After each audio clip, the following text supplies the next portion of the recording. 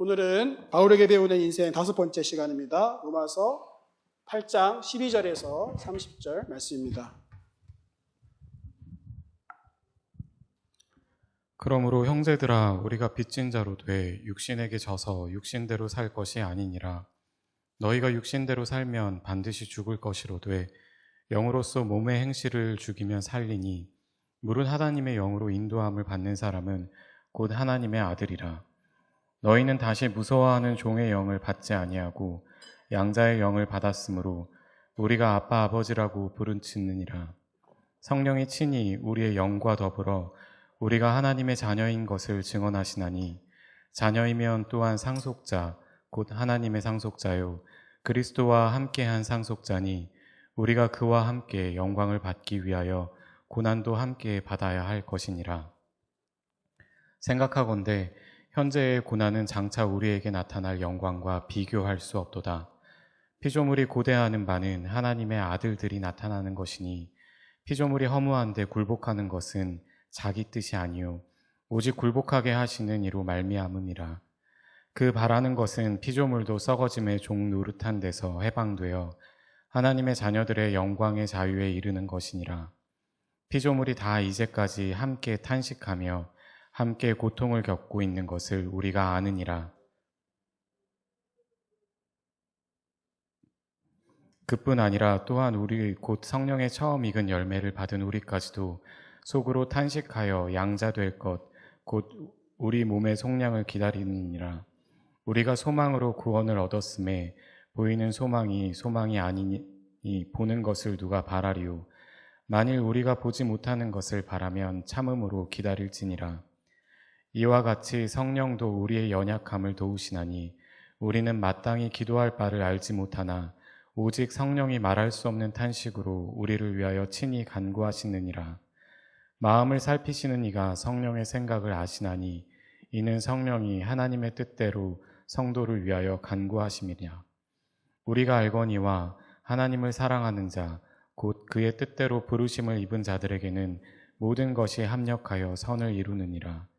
하나님이 미리 아신 자들을 또한 그 아들의 형상을 본받게 하기 위하여 미리 정하셨으니 이는 그로 많은 형제 중에서 맏아들이 되게 하려 하심이니라.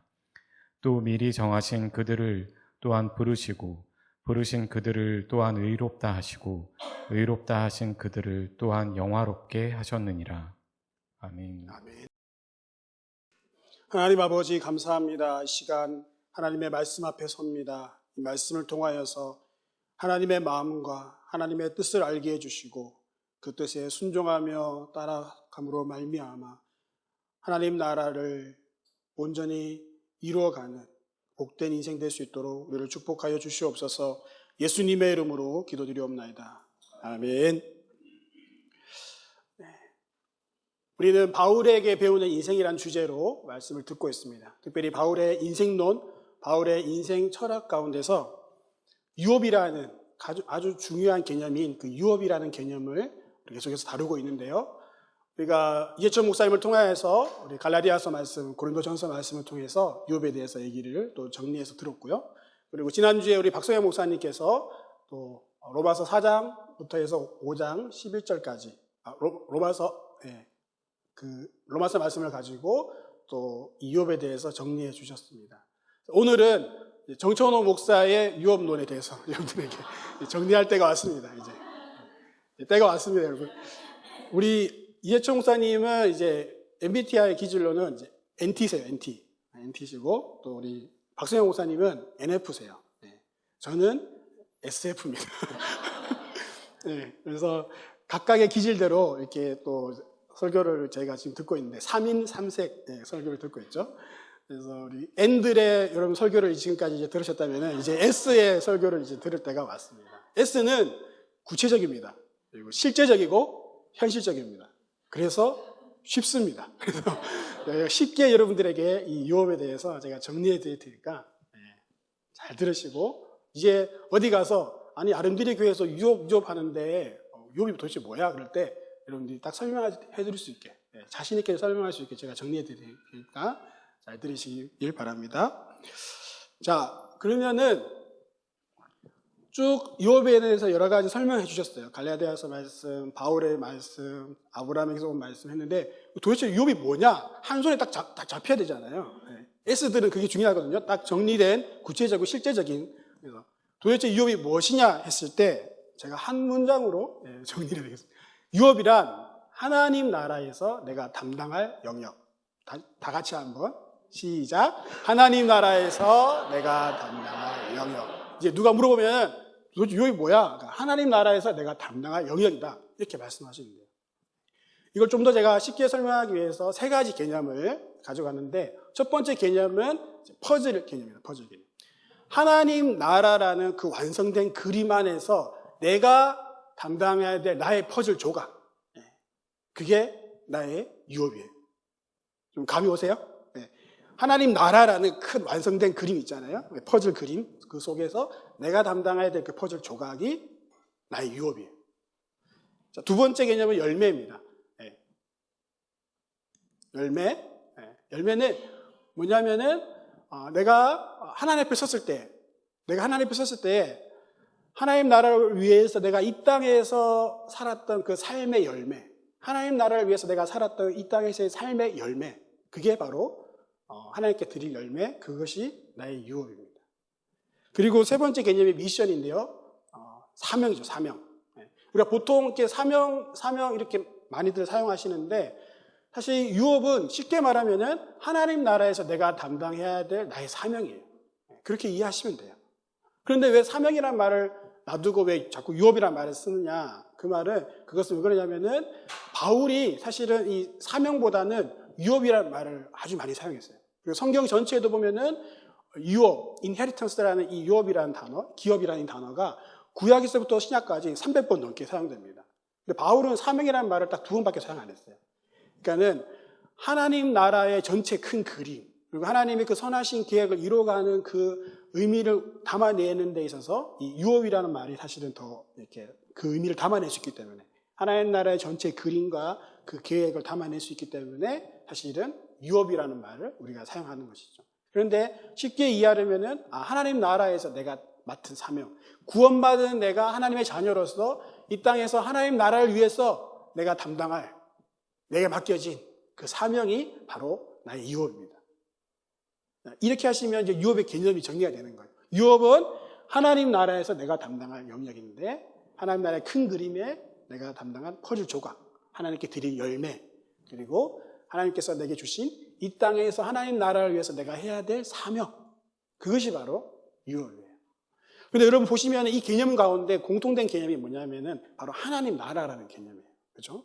하나님 나라, 하나님, 그리고 이 땅에서 열매에서도 사실은 이 땅도 하나님 나라와 관계된 개념이에요. 그래서 유업을 이해함에 있어서 가장 중요한 것이 사실은 하나님 나라라는 개념입니다. 이 하나님 나라에 대해서 우리가 잘못 이해하고 있거나 잘 모르면은 사실 유업을 제대로 이해할 수가 없어요. 그럼 도대체 하나님 나라가 뭐냐? 하나님 나라 많이 우리가 얘기하는데 하나님 나라가 뭐냐 했을 때 먼저 하나님 나라에 대한 오해들을 제가 3가지로 좀 정리해봤습니다. 한국교회 성도님들이 많이 가지고 계시는 대표적인 오해 3가지. 첫 번째가 하나님 나라는 죽은 후에만 가는 천국이다. 내가 죽고 나서 가는 천국이다. 하늘나라, 천국 이런 단어 때문에 사람들이 오해하고 있는 것이 하나님 나라는 죽어서 가는 어떤 장소적인 개념으로 알고 있어요. 그래서 구름 저 위에 어떤 하나님 나라가 있는 것처럼 우리가 생각을 할 때가 많아요. 이렇게 되면 뭐가 문제가 되느냐? 그러면은 이 땅에서의 나의 삶은 하나님 나라와 관계가 없는 거예요. 그렇죠? 그리고 우리의 신앙과 우리의 믿음이 이 땅에서의 삶과 분리돼 버리게 돼요. 그래서 내가 예수 믿고 하나님 나라 가면 되지. 그러면서 이 땅에서의 삶은 내 인생에 대한 어떤 가치관과 철학이 없기 때문에 그냥 이 세상 사람들의 가치관, 세속적인 가치관을 따라 그냥 살아가는 거예요. 똑같이 돈과 물질과 성공과 부를 위해서 이들의 가치관을 따라 내가 살아가는 거예요. 그러면 이 하나님 나라와 멀어지게 되는 거죠. 진짜. 두 번째 오해하고 있는 개념이 뭐냐? 하나님 나라는 미래에만 성취된다. 나중에 예수님의 재림 때 오는 것이 하나님 나라다. 그래서 이렇게 되면은 현재 지금 여기 이곳에 임하는 하나님의 뜻과 통치에 대해서 관심이 없게 됩니다. 그리고 세 번째가 하나님 나라가 임하면은 이 땅은 완전히 사라지고 없어지고 말 것이다. 많은 사람들이 이런 오해를 가지고 계세요. 이 땅은 없어지고 하늘이 이 땅을 대체할 것이다. 그 결과 우리의 이 땅에서의 노력, 하나님이 창조하신 이 아름다운 세상, 하나님이 정말 심혈을 기울여 창조하신 이 땅이 아무것도 아닌 것처럼 그냥 사라져버리게 되는 것이죠. 이게 하나님 나라에 대한 치명적인 오해입니다. 이런 오해들의 가장 큰 특징이 뭐냐면은 이 땅의 삶과 관계가 없게 되어버리는 거예요. 그런데 진정한 하나님 나라의 바른 의미는 바로 이런 것입니다. 첫 번째, 하나님 나라는 하나님의 통치예요.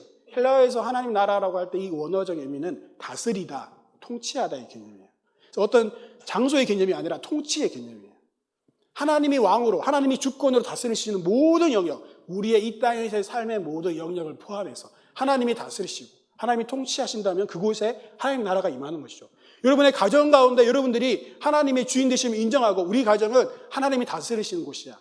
우리는 하나님의 뜻만 따라 살 거야. 하나님이 우리 가정의 주인 되시고 우리는 하나님의 다스림 받을 거야. 그래서 하나님의 뜻대로 우리 가정이 순종하며 행할 때 그 가정에 하나님 나라가 임하는 거예요. 하나님은 통치의 개념이에요. 우리가 하나님의 주권을 인정하고 그분의 다스림을 받으면서 그분의 뜻에 순종한다면 그곳에 하나님 나라가 임하는 거죠. 그래서 이 땅의 삶도 하나님 나라가 임할 수 있다는 것이죠. 두 번째는 이미 임했지만 아직 완성되지 않은 하나님 나라죠. 하나님 나라는 단순히 미래에 완성될 나라가 아니라 이미 임했어요. 예수 그리스도께서 초림으로 오셔서 이미 이 땅 가운데 하나님 나라가 임했습니다. 하나님의 주권과 하나님의 통치가 임했어요. 그런데 아직 완성되지 않았어요. 예수님의 재림 때에 완성되는 거죠. 그래서 우리는 이 긴장 가운데 살고 있어요. 이미 임했기 때문에 우리는 지금도 하나님의 그 주권, 하나님 나라의 능력을 체험하고 경험합니다. 예수님께서 이 땅에 오셔서 행하신 일이 무엇이었습니까? 귀신을 쫓아내시고 질병을 고치셨잖아요. 그게 제외 권세 아래에 있는 것의 특징이거든요. 그런데 자신이 오심으로 말미암아 하나님의 나라가 이미 임했다는 것을 보여주기 위해서, 하나님의 통치가 임했다는 것을 보여주기 위해서 사단의 권세를 쫓아내시고 죄로 말미암아 사람들이 병든 그 질병들을 치유해 주시고, 그러면서 하나님의 나라의 그 실제된 모습을 보여주신 것이었어요. 이미 임하신 거죠. 그런데 여전히 우리의 연약함이 있죠. 그리고 이 세상에 온전하지 못한 모습이 있어요. 이것이 예수님께서 다시 오실 때 그것이 완성되기 때문에 우리는 그 나라를 소망하면서, 완성될 그 나라를 소망하면서 이 긴장 가운데 계속해서 하나님을 의지하고 하나님 나라가 완전히 임하게 때, 완성될 때를 소망하면서 살아가는 것이죠. 그래서 이 땅에서의 여전히 하나님의 나라의 그 실제 모습이 우리가 볼 수 있는 것, 그것이 바로 하나님 나라의 특징입니다. 그리고 세 번째가, 하나님 나라가 임하면 이 땅은 새하늘과 새 땅으로 구속되고 회복됩니다. 이 땅이 그냥 없어지는 것이 아닙니다. 아무것도 아닌 것처럼 불타 없어지는 것이 아닙니다. 오늘 본문 말씀에 19절에서 21절 말씀에 이런 말씀이 있습니다. 피조물이 고대하는 바는 하나님의 아들들이 나타나는 것이니. 피조물이 뭡니까?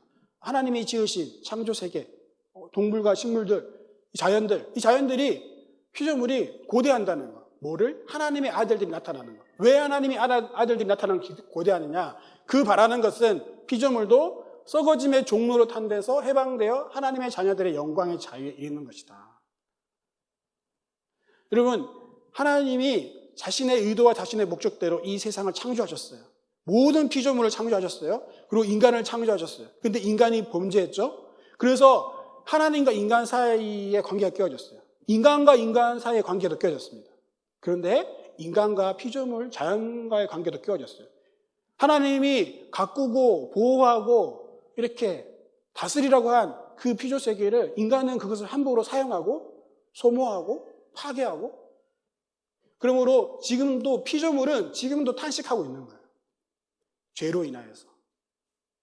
그 영향 아래에 있는 거죠.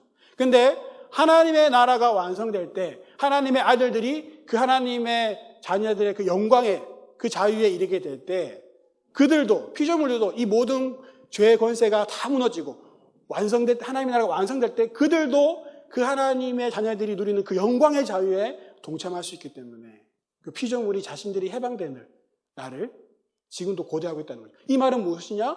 피조물이 없어지는 게 아니에요. 하나님 나라가 임하면은 모든 피조물, 자연세계들이 없어지는 것이 아니에요. 그것이 새롭게 되는 겁니다. 그게 바로 성경에서 얘기하는 새하늘과 새 땅의 개념입니다. 새하늘과 새 땅을 얘기할 때 요한계시록 21장 5절 말씀에 뭐라고 했냐면은 보좌에 앉으신 이가 이르시되 보라 내가 만물을 새롭게 하노라. 만물을 새롭게 하노라. 만물이 없어지는 것이 아닙니다. 새하늘과 새 땅이 임할 때, 하나님 나라가 완성되고 새하늘과 새 땅이 임할 때, 그때 우리는 어떤 모습인지 알 수 없지만 이 땅의 이 모습이 새로워진다는 거예요. 없어지는 것이 아니라 하나님이 원래 창조하신 그 모습과 그 목적을 드러낼 수 있는 형태로 새로워진다는 거예요. 회복된다는 거예요. 그래서 우리는 하나님이 예수님께서 재림하실 때에 심판하시죠. 죄악에 대해서 심판하시지만은 그 심판과 함께 사실 회복의 개념이 함께 들어갑니다. 그래서 원래 창조하신 그 의도가 우리 인간뿐만 아니라 모든 피조 세계가 그 의도대로 다 회복되는 것. 그것이 바로 하나님 나라의 완성된 모습인 거예요.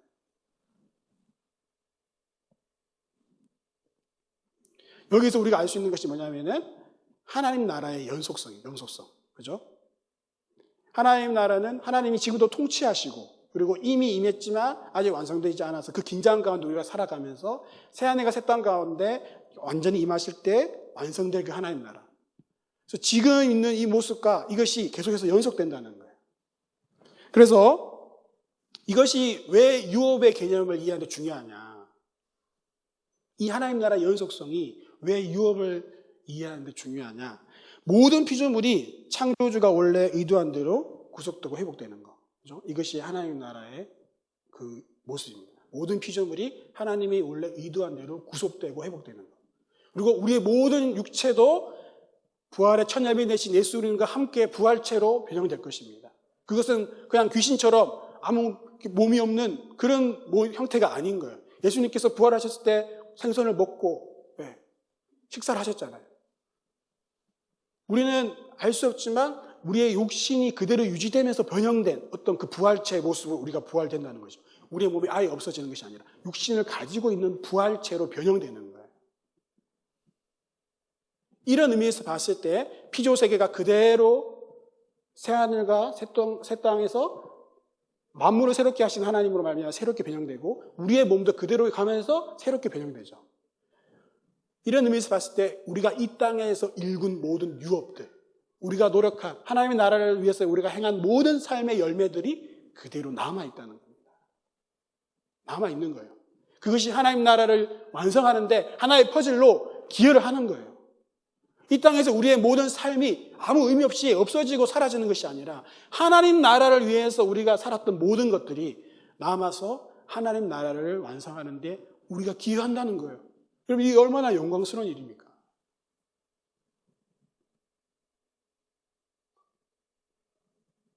제가 20대 대학부 생활을 했던 교회가 내수동 교회였어요. 그 내수동 교회는 교회 건물이 아주 작은데 좁은 가정집을 이렇게 처음에 개조해가지고 예배를 드리는데 사람들이 많이 몰려가지고 대학생들이 200명, 300명 모였어요. 다락방에서 모여서 그 예배할 때 항상 이렇게 일어서서 외치는 말이 있었어요. 저희는 다 같이 일어나서 주기도문을 이렇게 하잖아요. 그때 이제 외쳤던 말이 뭐냐면은 20대 청년들이 한 번뿐인 인생 속히 가리니 오직 그리스도를 위한 일만 영원하리라. 그 20대 청년들이 한 목소리로 크게 외쳤어요. 제가 지금도 기억하잖아요. 매주일 그걸 외치는 거예요. 한 번뿐인 인생 속히 가리니 오직 그리스도를 위한 일만 영원하리라. 아멘. 그걸 외치는 거예요. 여러분, 하나님 나라를 위한 일은 영원히 남아있습니다. 우리가 이 땅에서 다른 것들은 다 사라지고 우리 육신을 위한 일들, 그 모든 것들은 다 없어지더라도 하나님 나라를 위한 일은 영원히 남아있습니다. 그래서 하나님 나라를 세우는데, 하나님 나라를 완성하는데 그것이 기여를 하는 거예요. 하나의 그 퍼즐 조각처럼 맞춰지는 거예요. 그게 바로 우리의 유업이에요. 그게 바로 우리의 유업이에요. 이런 의미에서 유업을 이해하면은 하나님이 다스리시고 통치하시는 하나님의 나라, 이미 임했지만 완성될 그 하나님 나라, 모든 피조물이 하나님이 원래 의도하신 대로 온전히 회복된 모습으로 임하게 될 그 새하늘과 새 땅, 그 하나님 나라를 바라볼 때 이것이 사실은 성경 전체의 역사거든요. 성경 전체가 이 하나님 나라를 외치고 있어요. 에덴 동산에서 범죄한 그 타락한 인간으로 말미암아 이 무너진 그 모습이 다시 새하늘과 새 땅으로 회복되는, 이것이 바로 하나님 나라의 역사거든요. 이것을 위해서 하나님은 이 인간들을 부르시고 예수 그리스도를 보내셔서 회복하시고 인간과 모든 피조 세계를 구속하시고, 그래서 예수 그리스도 안에서 그 원래의 모습들 회복되도록 하시는 거예요. 이게 하나님 나라의 모습이고 하나님의 계획이었어요. 예수님께서 오셔서 가장 먼저 말씀하신 것이 회개하라, 천국이 가까웠다. 하나님 나라 가까이 왔다. 부활하시고 성천하시기 전에도 하나님 나라의 이해에 대해서 이야기하고 가르치시더라. 예수님께서도 이 땅에 계시면서 계속 하나님 나라에 대해서 얘기하죠. 이것이 성경 전체의 주제이고 핵심된 주제예요. 그 하나님 나라에서 내가 담당해야 될 나의 역할, 나의 퍼즐, 나의 열매, 나의 사명, 그것이 바로 우리의 유업이라는 것입니다. 이런 유업, 이런 우리의 유업, 하나님 나라와 관계된 이 유업을 위해서 삼위 하나님께서는 도대체 그러면 어떤 역할을 하시느냐, 그것이 오늘 본문의 말씀인데요. 첫 번째 하나님, 이 삼위 하나님 중에 성령 하나님께서 이 우리의 유업과 관련해서 하시는 일은, 첫 번째 성령 하나님은 우리로 하여금 죄의 종이 아닌 하나님의 자녀로 인도하십니다. 성령께서는 우리가 육신대로 살도록 내버려 두지 아니하시고 영으로서 몸의 행실을 죽이도록, 그래서 우리가 영의 인도함을 받도록, 그래서 영의 인도함을 받는 사람은 곧 하나님의 자녀라 일컬음을 받는 것이죠. 하나님의 자녀가 되도록 인도하시는 거죠. 죄의 종이 아닌 하나님의 자녀가 되도록 우리를 인도하시는 분이 성령님이시라는 거예요. 그리고 성령 하나님은 우리로 하여금 하나님 아버지를 아빠 아버지라 부를 수 있게 하셔요. 그 양자의 영을 받음으로 말미암아 우리가 아빠 아버지라 부르게 하는 거예요. 이 사도 바울이 살았던, 이것을 기록했던 그 1세기 로마에서는 이 양자라는 개념이 지금 우리가 이해하고 있는 조선시대의 그 양자의 개념과 전혀 다른 문화적 배경을 가지고 있습니다. 그 당시 양자의 개념은 아버지가 자신의 이름과 자신의 재산, 자신의 그 유업, 기업을 물려주기 위해서 의도적으로 선택한, 그게 바로 양자 제도였어요. 그래서 자기 몸에서 난 사람 아들과는 전혀 차별이 없고 차이가 없는 그런 동등한 대우를 받는 것이 양자였어요.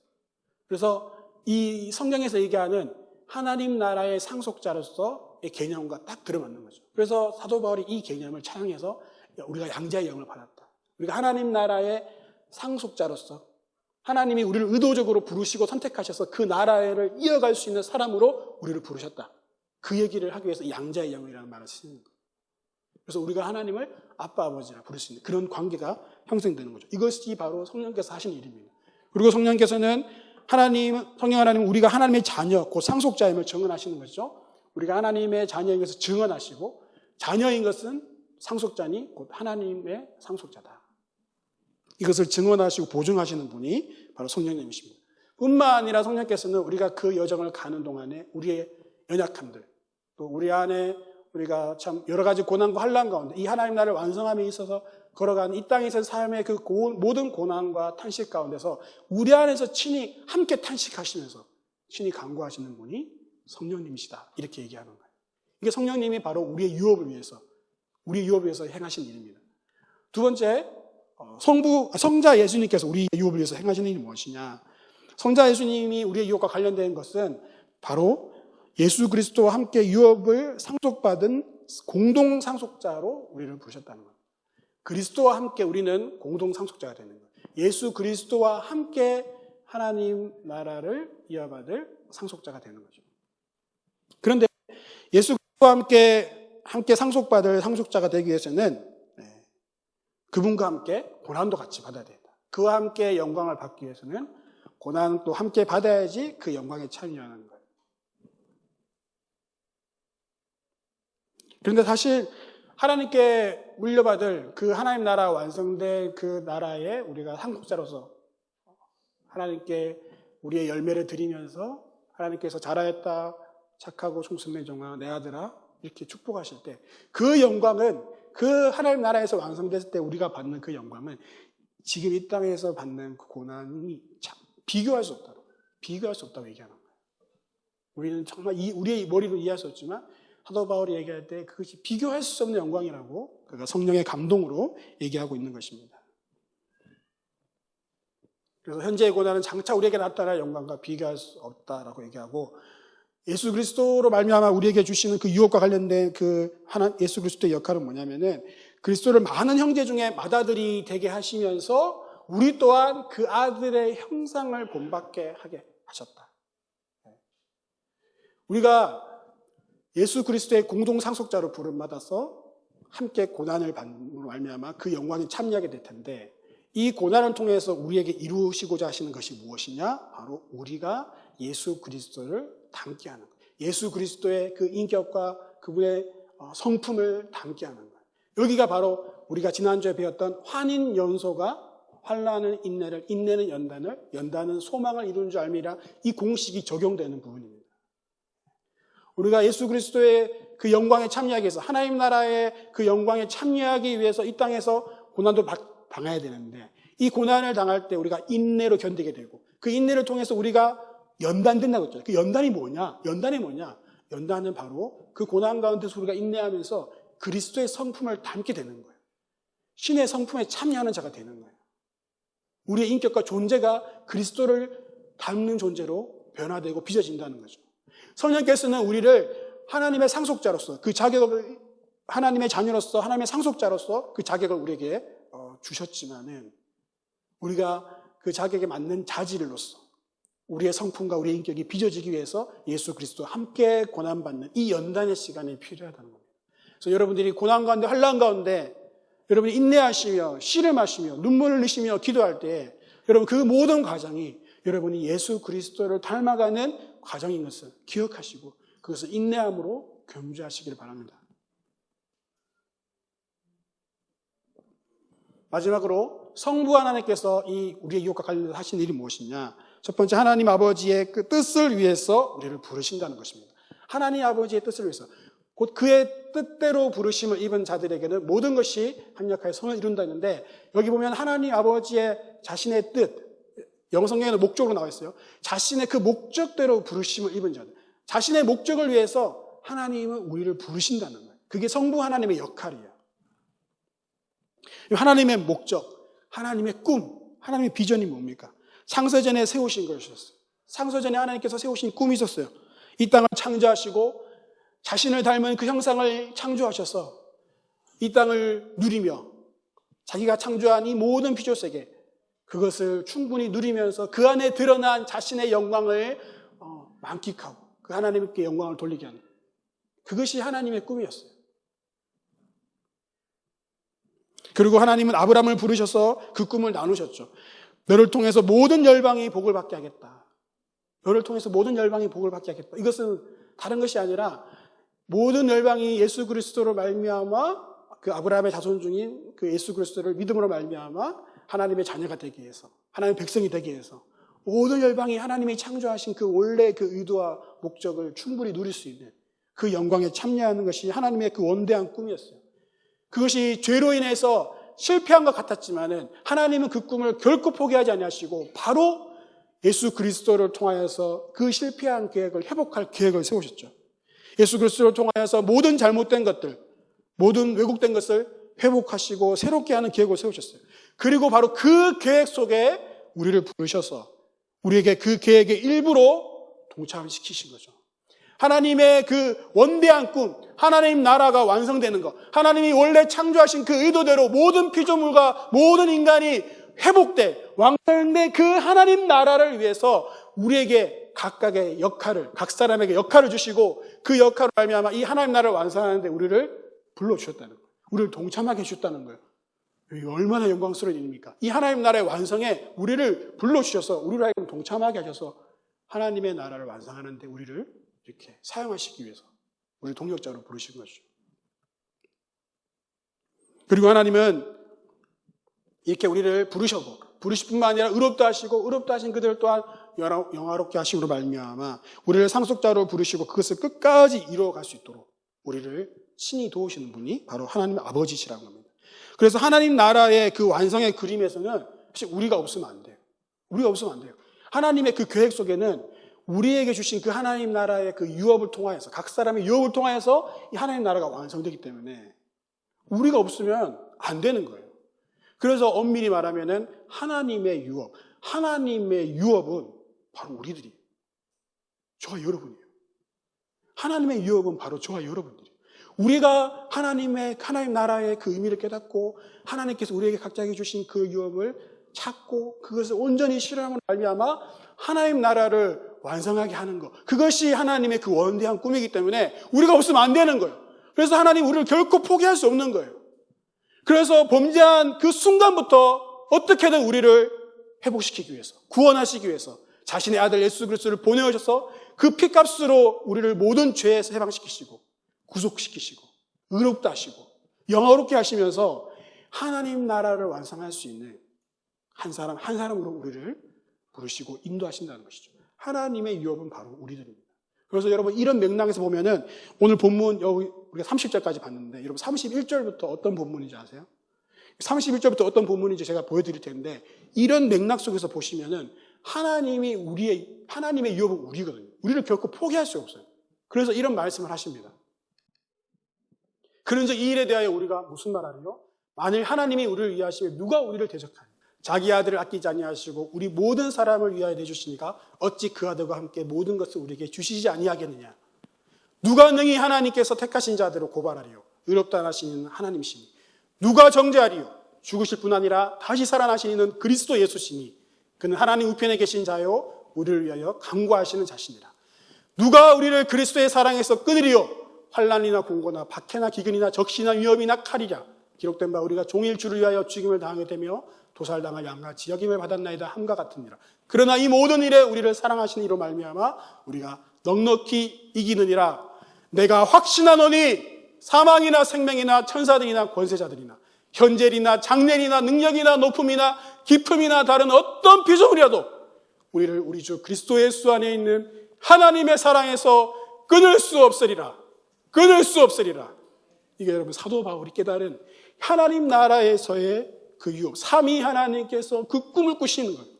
하나님 나라가 완성된 그 꿈을 위해서 우리를 하나님 나라의 상속자로 부르시고 성령께서 우리를 하나님 나라의 상속자로 보존하시고 그리스도께서 공동 상속자가 되셔서 우리가 그 그리스도와 함께 고난에 참여하게 하셔서 그리스도의 형상을 닮아가게 하시고 하나님께서 그 목적대로 우리를 부르셔서 끝까지 완성할 때까지 우리를 놓지 아니하시는 그 하나님의 아버지의 마음을 이 사도 바울이 알기에 피가 터져나오는 울부짖음으로 이 고백을 하는 거예요.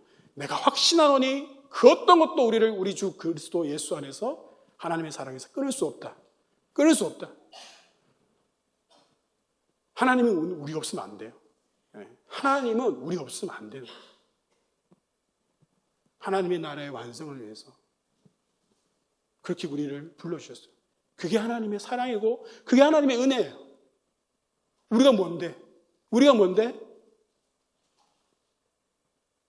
하나님이 그렇게 우리를 정하시고 자신의 목적을 위해 부르셔서 합력하여 선을 이루게 하셨어요.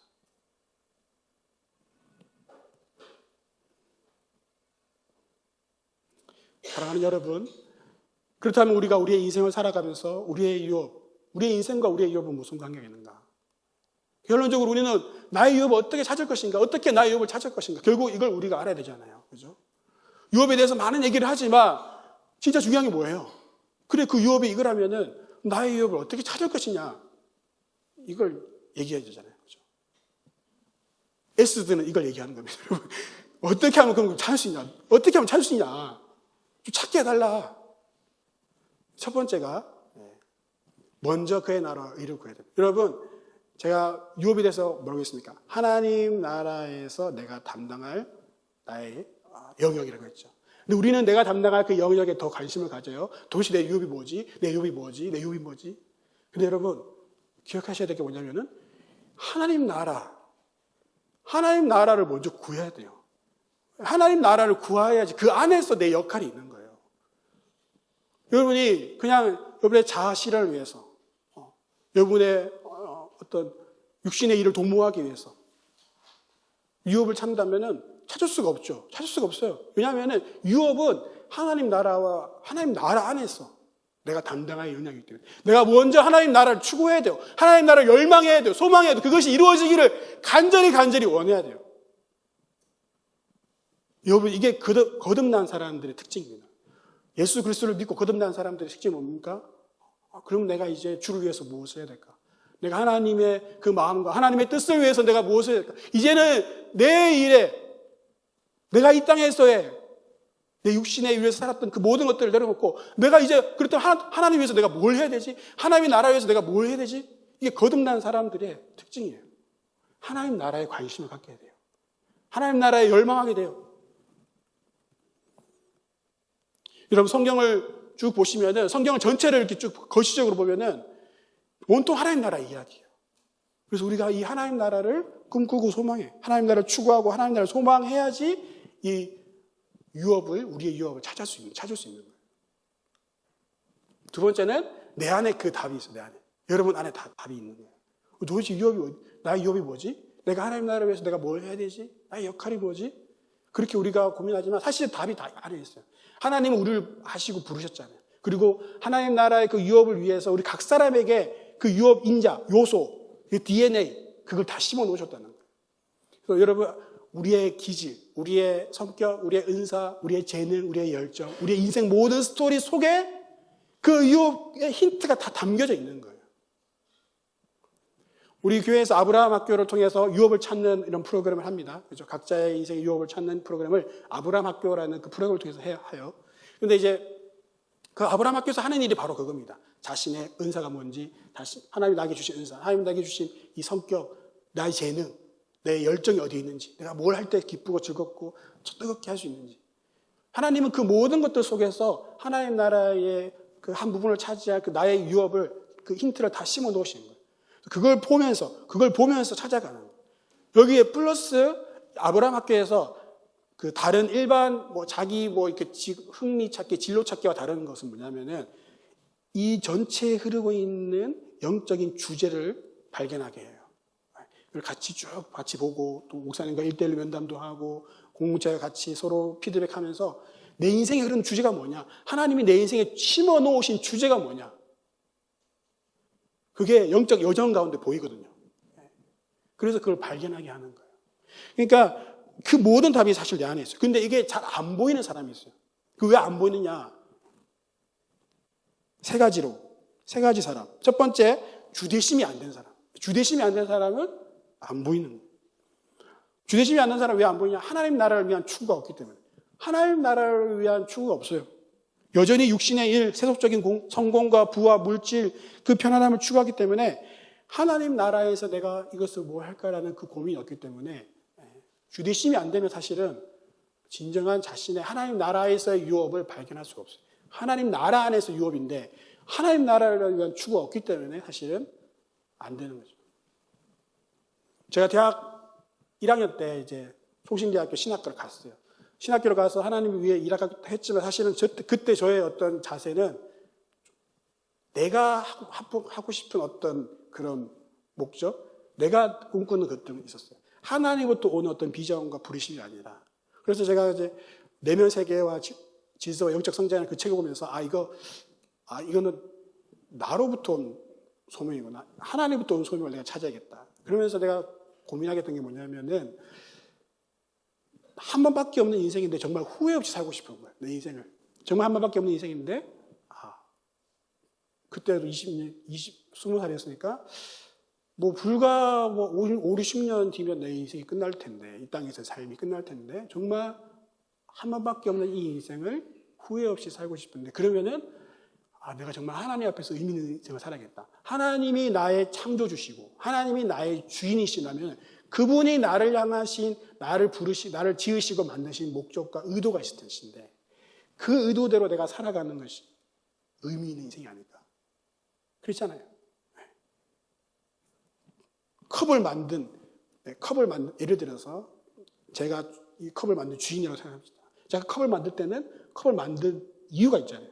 내 목적과 의도가 있잖아요. 물을 잘 담아서 깨끗하게 물을 담아서 새지 않고 물을 잘 마시게 하는데 이 컵이 그것도 모르고 나는 물 담는 건 관심이 없어. 나는 이 땅에 나는 좀 이렇게 화려하고 그리고 좀 이렇게 향수도 막 나고 그랬으면 좋겠어. 컵이 그럴 필요가 없잖아요.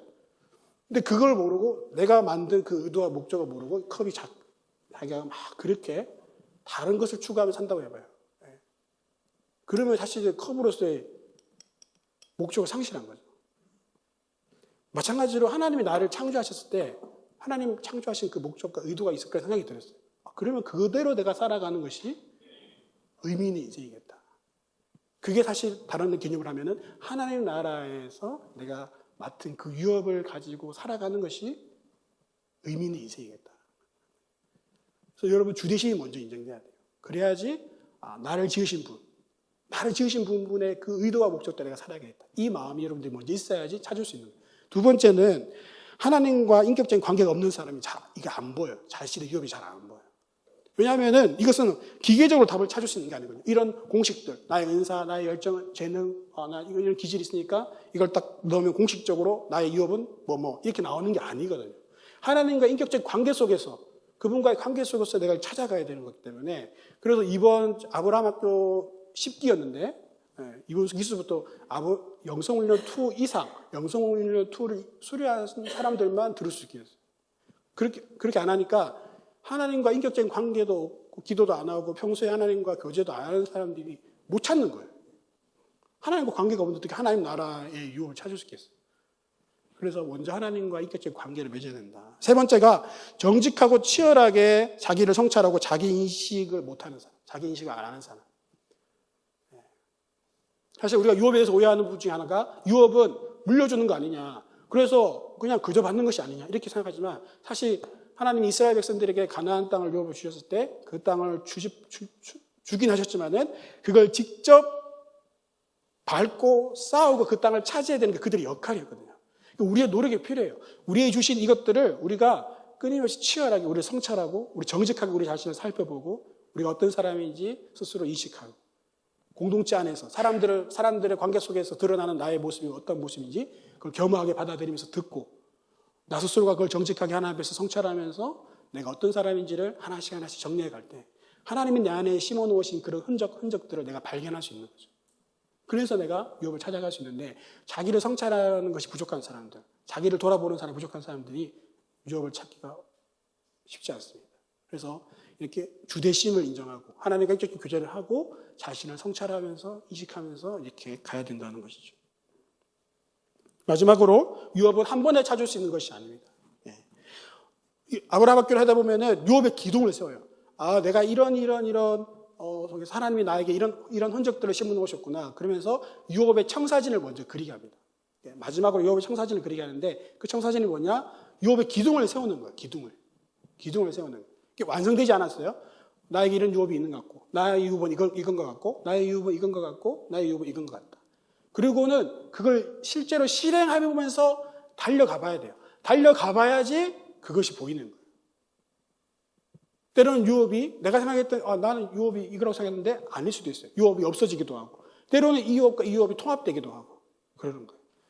저 같은 경우는 이런 예배, 찬양인도, 예배 전도, 그리고 전도, 복음 전도, 그리고 선교, 목회 이런 4가지 정도 기둥이 있었어요. 근데 이렇게 보니까 예배는 목회 되고 선교, 전도 이렇게 통합이 되겠고 그래서 했는데 선교를 그래서 실행해 봤죠. 내몽골에 갔었어요. 2년 동안 열심히 사역했었어요. 돌아왔어요. 처음에는 이게 뭐지? 아니었나? 그런 혼란 가운데 있었지만은 안식월에 미국 가서 다시 공부를 하면서 선교적 교회를 공부하는데 이게 선교와 목회가 통합이 되더라고요. 선교적 교회를 통해서 내가 목회를 할 수 있구나. 이런 것들이 통합이 되는 거죠. 그러니까 여러분들이 각자의 그 유업의 기둥을 한 번씩 이렇게 세워보는 거예요. 그리고는 그것을 실행해 봐야 돼요. 실행해보면 열매가 나오는 것이 있고 아니면 이렇게 사라지는 것도 있어요. 없어지기도 하고 통합되기도 하고. 사도 바울도 처음에는 이방인의 사도로 자기가 부름받았다 했어요. 이방인의 사도. 모든 이방인들에게 자기가 복음을 전할 수 없잖아요. 그래서 그가 이렇게 소아시아로 가려고 했는데 열심히 복음 전도를 해보니까 마게도냐로 인도하셔. 여기 이렇게 인도하다 보니까 여기 해보니까 로마로 가야겠다 생각을 했어요. 로마로 통해서 서보나까지 가는 것이 나의 유업이구나. 그가 믿음의 경주를 달려가면서 발견해 가는 거예요. 좁혀져 가는 거죠. 그리고 그가 마지막에 고백한 것이 나의 달려갈 길을 내가 다 마쳤다. 라고 고백할 수 있는 자신의 유업을 알았기 때문에 내가 이 땅에서 해야 될 거 내가 다 마쳤다. 하나님 나에게 맡기신 역할 내가 다 했다라고 자신 있게 얘기할 수 있는 거죠. 마지막으로 유업은 하나님과 내가 함께 써내려가는 하나님 나라의 이야기입니다. 유업은 하나님 나라에서 내가 담당할 나의 영역이라고 했잖아요. 근데 이 하나님 나라의 그 완성될 그 이야기를 하나님이 우리와 함께 써내려가기 원하세요. 그래서 우리를 초청하시고, 그래서 우리가 하나님과 함께 이것을 써내려가는 것이 바로 유업의 이야기입니다. 그것이 바로 우리가 이 땅에서 살아가야 될 하나님 나라의 이야기인 거예요. 자, 이 말씀을 묵상하면서 좀 결론을 내리겠습니다. 말씀을 묵상하는 가운데 저는 삼위 하나님의 그 꿈이 느껴졌어요. 원래 제목을 삼위 하나님의 꿈으로 할까 하다가 삼위 하나님과 유업 이렇게 좀 평범하게 갔는데 삼위 하나님의 꿈, 하나님의 꿈이, 하나님의 그 열정, 하나님의 그 열심이 느껴지는 거예요. 이 땅의 모든 민족과 열방이 하나님의 백성이 되어서 하나님이 창조하신 그 목적을 회복하게 누리는 것. 그것이 하나님이 원하시는 꿈이었어요. 그래서 성령 하나님은 우리로 하여금 하나님의 자녀로 우리를 인도하시고 보증하시고 우리의 연약함을 도우시고 우리 안에서 말하시는 탄식으로 간구하시면서 끝까지 그 길을 갈 수 있도록, 그리고 하나님의 자녀로서 하나님의 상속자가 되게 하시는 것이 성령 하나님의 역할이셨고, 예수 그리스도께서 우리를 공동 상속자로 부르셔서 함께 고난받게 하심으로 그리스도의 성품을 닮은 자로 우리를 빚어가시고, 하나님 아버지께서 그 뜻하신 그 목적대로 우리를 부르셔서 우리를 부르시고 우리를 의롭게 하시고 영광롭게 하시며 말미암아 하나님 나라에 우리가 그 유업을 한 부분을 담당할 수 있는 자로 우리를 부르시고 이끄셨다는 거죠. 그래서 그 하나님의 그 꿈 때문에, 그 열정 때문에 하나님 우리를 결코 놓칠 수 없고 놓을 수 없다는 것입니다. 이 하나님의 열심이 우리의 꿈이 되고 우리의 비전이 되기를 간절히 소망합니다. 그래서 그 비전을 이룰 수 있는 우리의 그 유업, 하나님의 큰 꿈, 하나님의 그 큰 비전을 이룰 수 있는 내가 맡은 그 역할, 내가 맡은 그 유업을 우리가 찾고 발견해서 그것을 이루고, 그래서 하나님 나라를 완성하는 데 우리가 기여하는 우리의 복된 인생 되기를 예수님의 이름으로 축복합니다.